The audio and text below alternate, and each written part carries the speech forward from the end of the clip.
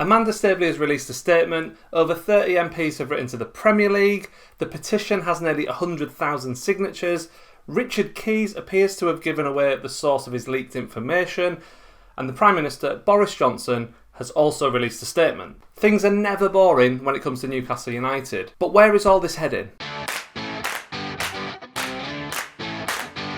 So the last 48 hours or so have been eventful, to say the least. There's been a growing sense of togetherness amongst the Newcastle United supporters across social media, which has been really, really good to see. This togetherness has seen the petition, which aims to have the Premier League's owners and directors test investigated, closing on 100,000 signatures. A pretty good effort in just a week. It certainly doesn't feel like this takeover is dead yet. On Friday, Amanda Staveley released another statement, this time thanking the Newcastle United supporters for all their efforts, and thanking the NUST too. Now there's a debate about whether this statement is good, bad or indifferent in terms of the takeover. Some people believe it reads as, thank you for your efforts, but this is over. Whilst others, and I include myself in this, believe the deal cannot be fully dead in the water just yet because the communication we are getting from Staveley would simply not be happening if there was nothing worth fighting for. And until we're told this is over, then as a fan base I believe we have to keep fighting. But what are we fighting for?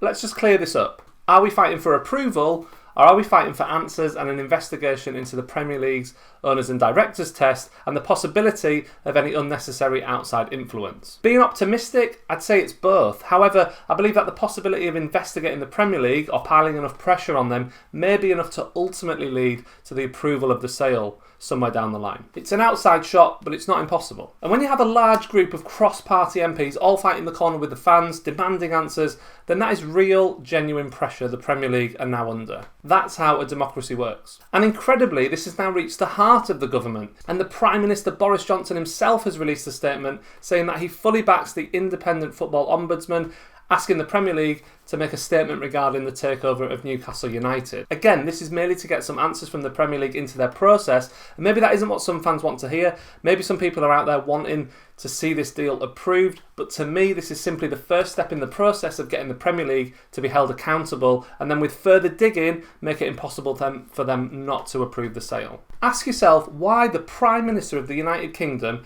has bothered to get involved in a takeover involving little old Newcastle. To me, this shows that it's simply not merely just a footballing issue here, it has become a political issue. And this is speculation on my part, but I believe that the government, privately, will be doing everything they can to make sure that the Saudis are allowed to buy the club, because if the Premier League truly rejected it, then it potentially jeopardises some pretty massive deals between the UK and Saudi Arabia. That is not something a Tory government will want to happen at all. Another interesting development this week has been the dubious link between Richard Keys and newly installed Premier League chairman Gary Hoffman. Coventry City fan Keys and former vice chairman of Coventry City Gary Hoffman are known to be good friends, and it appears Keys had a man on the inside all along. Could it be that he had information from Hoffman? And is there an issue of impartiality between Hoffman at the Premier League being such good friends with Keys, an employee of Qatar-based beIN Sports, who have been vocally against this takeover since the news broke? Just what influence does Keys hold over Hoffman,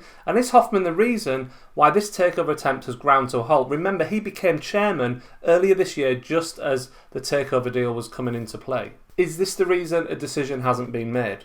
These are the things we need answers to, and if there's proven to be a link of interference in this process, then that would be absolutely massive. And in my view, that's the sort of thing that could ultimately lead the Premier League to passing this deal. It's not going to be easy, but the only thing that's going to work is if the fans and journalists keep piling pressure and keep digging until we get some answers. Proper answers and not just carefully worded statements from the Premier League. It really wouldn't surprise me if this ended up in court at some point in the future and could eventually lead to Newcastle United getting their new owners. However, this is going to go on for a while longer yet, well into the new season I bet. Thank you very much for watching this video. If you've enjoyed it, please hit the like button, and if you haven't already, please consider subscribing too, and I will see you really soon for another video.